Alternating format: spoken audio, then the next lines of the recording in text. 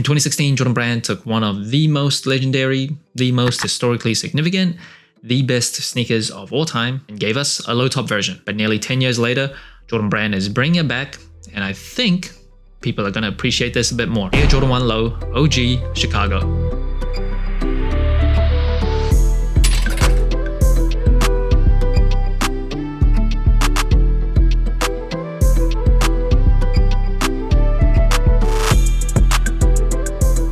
Now the shoe is dropping on November 15th for $145. Now the Chicago colorway, of course, came out all the way back in 1985. It is an OG colorway. It is legendary. The Chicago lows, like I said in the intro, didn't come out until 2016, and it is the first time that's ever come back. So first retro of this shoe and first impressions. Come on, you can't go wrong. You cannot go wrong if you're a Michael Jordan fan, if you're a sneaker fan, if you like shoes even remotely. How can you say no to this beautiful specimen? This colorway on this silhouette, it is very hard to beat. Very, very hard to beat. Just such a simple color blocking, such an iconic color blocking. Come on, no complaints here. Compared to the Jordan 1 High Chicagos though, I think I'd still have to go with those. And the materials on the shoe, probably what you would expect. It is just leather, and the leather here does feel pretty good, especially for a Jordan 1 Low.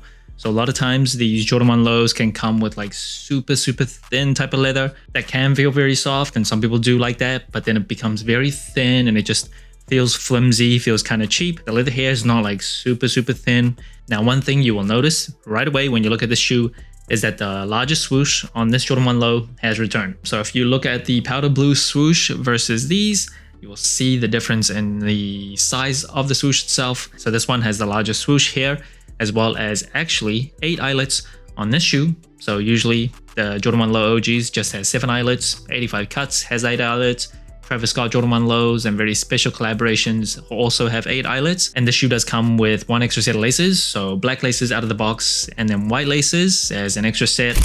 Out of the two, I think I like the black. Yeah, can't really go wrong with either. This colorway is just so nice where it doesn't really matter. But I think for me, right now, black looks nice, so that's what I'm gonna go with. Even though we're heading into the winter season in the United States, you might have the heat turned on unless you live in the West Coast where it's just always beautiful, warm weather. But if you do, it might feel a little toasty inside, so you might want to switch to shorts indoors. And thankfully, Kinetic Kings have sent me a few pairs of shorts as just come in super clutch. So all these shorts come with these very bold designs, which is rare to see. Usually people will wear like these plain colored shorts. But if you want something a little bit different, and if you want something of good quality, which I stress, I was maybe a little skeptical. I was like, they're probably just like $40 shorts that you would find in like a TJ Maxx or something, but you get them in hand and it's thick. You can feel the weight of it. It is not like light, hot trash. And what I love is that they actually stitched their branding on there as well. It's not printed, so it won't come off in the wash. And this pair that I have, it is Japanese style. You can see a dragon and a tiger, and it fits me perfectly because I do have an entire sleeve where it is a tiger and a dragon. So I'm not like wearing these and lying to you about the type of artwork I like. I literally have it tattooed on my body. So go to the link in the description below. I'm going to link it here as well. Use the code SI20, get 20% off. You need these. Good quality, good design, makes you look good. And moving up the tongue, it just comes with a pretty regular nylon tongue with the Nike Air up on the top compared to a non-OG that comes with a Jumpman branded tongue. It also protrudes out a lot more. I'm not quite sure, honestly, why Jordan Brand is still pushing out non-OG Jordan 1 Lows. I say just get rid of it. Just only come out with OGs or 85 Cuts. Ideally just 85 Cuts, but we just can't get everything that we want. And then moving around to the booty of the shoe, you will see that Wings logo debossed into the heel counter. Now one difference between a non-OG and an OG Jordan 1 Low, the Wings logo on a non-OG is on the heel counter and not the booty tab. And in terms of the shape of the toe box, it also is a little bit closer to the 85 Cuts where it was a bit more rounded. Now in terms of cushioning, the Jordan 1s just comes with a rubber cupsole with a Nike Air unit on the heel, of course. No pre-aging there. There's no reimagining of this colorway. Just exactly like it should be. So no aged soles, not like off-white, no sail. Just pearly, nice shiny white there with a very iconic Jordan 1 outsole. You see the concentric circle patterns there. and the beautiful Chicago red. Now in terms of the insole of the shoe, it is just a Dreamcell insole, so not a polyurethane insole like an 85 cut usually does give you. Not all the time, not 100% of the time, but usually for 85 cuts, they do give you a polyurethane insole that molds to your feet the more you wear it. I thought they might have treated this retro a bit more special and gave us one of those, but Dreamcell it is. And in terms of sizing and comfort, usually for Jordan 1 lows, I just stick true to size. I do have wide and flat feet, so it still fits me pretty well. I don't need to go up half a size. I have tried up half a size in Jordan 1s before. There's just too much room in the toe box, and then the creasing just starts to go like vertically. Just looks very ugly. I will say the lows does have slightly less like padding than the highs. So maybe if you have like narrow type of feet, you could even go down half a size, but I would definitely get a second opinion. If you have wide and flat and ugly feet like me, just stick true to size. And in terms of overall comfort, it is a pretty old shoe. Came out first in 1985. You can barely feel the cushioning. Feels very flat to the ground. Imagine you're just putting on like thick cardboard on your feet, just walking around like that. And that brings the total toe score of the Jordan 1 Low Chicago to 32.5 out of 40. A pretty high score compared to other general releases. Now first it is colorway. Legendary colorway.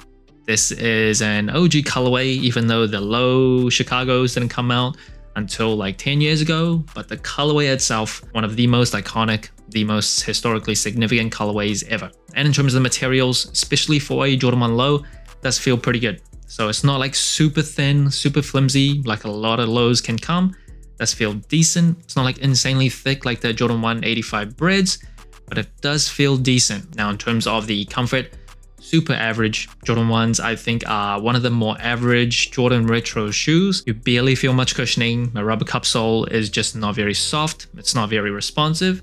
It is very durable. So that part can feel like a tank, but everything else, there's definitely like much more comfortable shoes. But if you're getting this shoe, comfort is the least of your concerns or your priorities, because this on feet, it's gonna up your deliciousness. And in terms of the versatility, I think the Jordan 1 Lows are the most wearable sneakers ever. Just full stop. When I think what a stock standard shoe and sneaker should look like, this is the shape. This is what comes to my mind. It is just so versatile, and in terms of the wearability of the colorway, white, red, and black, can't really go wrong with that. Nothing too loud. The red is not like bold, bright red. Goes with so many different things. I love it. Now today's throwback of the day, it is one of my favorite post golden era of Jordans. So after Jordan 14s, after Michael Jordan retired from the Bulls, obviously he came back with the Wizards. It is the Jordan 20. For whatever reason, I just loved the shape of the 20s. I've always loved it. Looks so different, looks kind of spacey or futuristic at the time anyway. It originally dropped in 2005.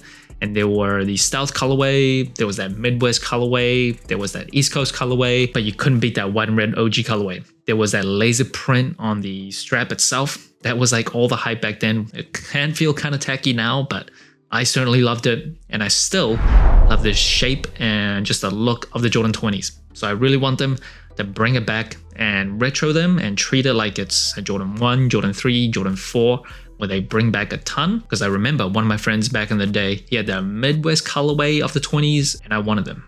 I wanted to like grab it off his feet and just put it on mine. It was, oh, they were such a nice shoe. And with the recent news of Jordan Brand coming out with a hybrid Jordan 40 and 20, I thought the 20s would be a good throwback of the day. The last Jordan 1 Low OGs that I reviewed was the Voodoo Alternate, and that is absolutely my top 10 sneakers of the year. So with that said, it is very hard to follow up. However, that was a new colorway, that was a new release. When you go back to the roots of where a lot of sneaker fandom and sneakerheads were born and where it came from, this colorway is so significant that it just cannot be ignored. So that's it. Thanks for watching. So inclined. Let me know what you think of the Air Jordan 1 Low OG Chicago. Like, subscribe, comment, all the good stuff. And remember, tomorrow may never come. So wear your shoes.